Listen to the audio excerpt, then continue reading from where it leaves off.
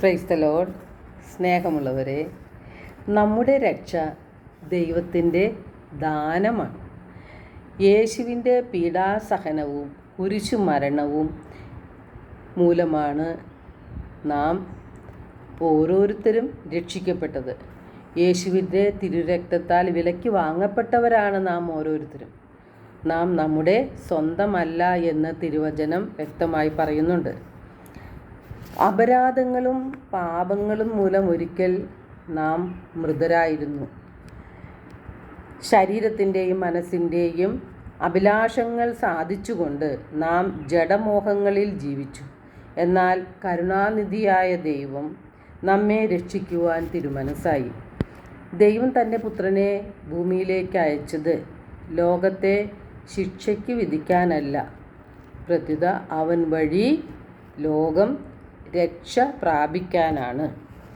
സ്വന്തം ജീവൻ നൽകി നമ്മെ രക്ഷിച്ച യേശുവിനെ നമ്മുടെ സ്വന്തമാക്കുകയാണ് നാം ഈ ലോക ജീവിതം വഴി നേടിയെടുക്കേണ്ടത്.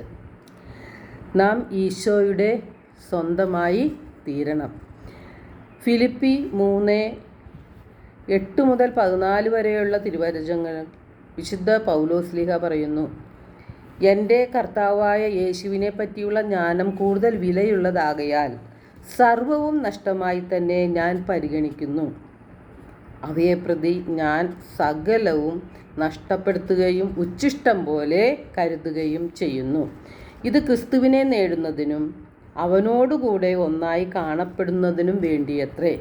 വിശുദ്ധ പൗലോസ്ലീഹ യേശുവിനെ ഏറെ വിലയുള്ളതായി കണ്ടു. ബാക്കിയുള്ളതെല്ലാം ഉച്ഛിഷ്ടം പോലെ കരുതുകയും ചെയ്തു. യേശുവിനെ സ്വന്തമാക്കി മാറ്റുവാൻ വേണ്ടിയാണ് വിശുദ്ധ പൗലോസ്ലീഹ അപ്രകാരം ചെയ്തത്. യേശുവിന് നമ്മുടെ ജീവിതത്തിൽ ഒന്നാം സ്ഥാനം കൊടുക്കണമെങ്കിൽ യേശു എനിക്ക് ആരാണെന്നും യേശു എനിക്ക് വേണ്ടി എന്താണ് ചെയ്തതെന്നും നമുക്ക് ബോധ്യമുണ്ടായിരിക്കണം.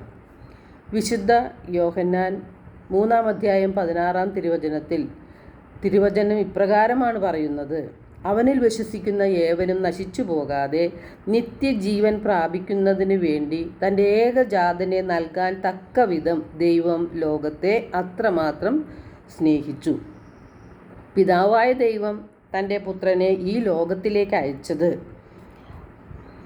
ലോകത്തെ ശിക്ഷയ്ക്ക് വിധിക്കാനല്ല, അവൻ വഴി ലോകം രക്ഷ പ്രാപിക്കുന്നതിന് വേണ്ടിയാണ്. രക്തം ചിന്താതെ പാപമോചനമില്ല എന്ന് തിരുവചനം പറയുന്നുണ്ട്. അതും പരിശുദ്ധമായ രക്തം ആയിരിക്കണം. യേശുനാഥൻ്റെ പരിശുദ്ധമായ തിരുരക്തം കൊണ്ടാണ് നമ്മുടെ പാപക്കറകൾ കഴുകപ്പെട്ടത് എന്നൊരു ബോധ്യം നമുക്ക് ഉണ്ടായിരിക്കണം. യേശുവിന് വേണ്ടി ജീവിക്കാനുള്ള ഒരു പ്രചോദനം ലഭിക്കുന്നത് അപ്പോഴാണ്. നമുക്ക് വേണ്ടി മരിച്ച യേശുവിനെ സ്വന്തമാക്കാനുള്ള പരിശ്രമമാണ് നാം എടുക്കേണ്ടത്. നമുക്കായി ജീവൻ നൽകിയ യേശുവിനെ നാം സ്നേഹിക്കേണ്ടതല്ലേ? യേശുവിനെ സ്നേഹിക്കുന്നത് നമ്മുടെ സഹോദരങ്ങളെ, അയൽക്കാരെ, അവശത അനുഭവിക്കുന്നവരെ, നമ്മുടെ സഹായം ആവശ്യമുള്ളവരെ സ്നേഹിച്ചുകൊണ്ടും അവർക്ക് നന്മകൾ ചെയ്തുകൊണ്ടുമാണ് ദൈവത്തോടുള്ള സ്നേഹം നാം പ്രകടിപ്പിക്കേണ്ടത്. പ്രവൃത്തി കൂടാതെയുള്ള വിശ്വാസം നിർജീവമാണ് എന്ന് തിരുവചനം പറയുന്നുണ്ട്. യേശു തൻ്റെ പരസ്യ ജീവിതകാലത്ത് നിരവധി അത്ഭുതങ്ങളും അടയാളങ്ങളും രോഗശാന്തിയും നൽകിയിട്ടുണ്ട്. യേശുവിന് വേണ്ടി യേശു ഒരു അത്ഭുതവും പ്രവർത്തിച്ചിട്ടില്ല. രോഗികളെ സുഖപ്പെടുത്തിയും അന്ധന് കാഴ്ച നൽകിയും മരിച്ചവരെ ഉയർപ്പിച്ചും അതുപോലെ ഭയന്നിരുന്ന ശിഷ്യന്മാർക്ക് വെള്ളത്തിൻ്റെ മുകളിലൂടെ കടലിനു മീതെ നടന്നുവെന്ന് ആശ്വസിപ്പിച്ചും എല്ലാം കരുണ കാണിച്ചവനാണ് നമ്മുടെ യേശുനാഥൻ. ഇന്നും യേശുനാഥൻ അത്ഭുതങ്ങളുടെ അത്ഭുതമായ വിശുദ്ധ കുർബാനയിലൂടെ സജീവനായി വസിക്കുന്നുണ്ട്. യേശുവിന് ഈ അത്ഭുതങ്ങളെല്ലാം, മനുഷ്യന് വേണ്ടി ചെയ്ത അത്ഭുതങ്ങളെല്ലാം ചെയ്യുമ്പോൾ ശരീരത്തിൽ വേദന എടുക്കേണ്ടി വന്നിട്ടില്ല. എന്നാൽ യേശു നമ്മുടെ പാപഭാരം മുഴുവൻ ഏറ്റെടുത്തുകൊണ്ട് നമുക്ക് വേണ്ടി ജീവൻ ബലിയർപ്പിച്ചപ്പോൾ തൻ്റെ ശരീരവും രക്തവും നമുക്കായി മുറിച്ച് പങ്കുവെച്ച് നൽകിയപ്പോൾ യേശുനാഥൻ കഠിനമായ വേദന അനുഭവിച്ചു. ആ വേദന നമുക്കാർക്കും സങ്കല്പിക്കാനോ വർണ്ണിക്കുവാനോ കഴിയാത്തതാണ്. യേശുവിന് സഹിക്കേണ്ടി വന്ന ആ വേദനകൾ നമ്മുടെ ആത്മരക്ഷയ്ക്ക് വേണ്ടിയായിരുന്നു, നമ്മെ രക്ഷിക്കുന്നതിന് വേണ്ടിയായിരുന്നു, നമ്മെ യേശുവിനോടൊപ്പം പറുദീസായിൽ പിതാവിനോടൊപ്പം ഇരുത്തേണ്ടതിനായിരുന്നു എന്ന് ചിന്തിക്കുമ്പോൾ യേശുവിനോട് നമുക്ക് കൂടുതൽ സ്നേഹം തോന്നുകയില്ലേ? യേശുവിനെ സ്നേഹിക്കാനും യേശുവിന് വേണ്ടി ജീവിക്കുവാനുമുള്ളൊരു പ്രചോദനം നമുക്ക് ലഭിക്കുന്നില്ലേ? ആ പ്രചോദനമാണ് നമ്മെ നവീകരിച്ചു കൊണ്ടിരിക്കുന്നത്, നമ്മുടെ ചിന്തകളെ മാറ്റിക്കൊണ്ടിരിക്കുന്നത്, നമ്മുടെ പ്രവർത്തന രീതികളെ മാറ്റുന്നത്, നമ്മുടെ മനോഭാവത്തെ മാറ്റുന്നതെല്ലാം അതാണ്.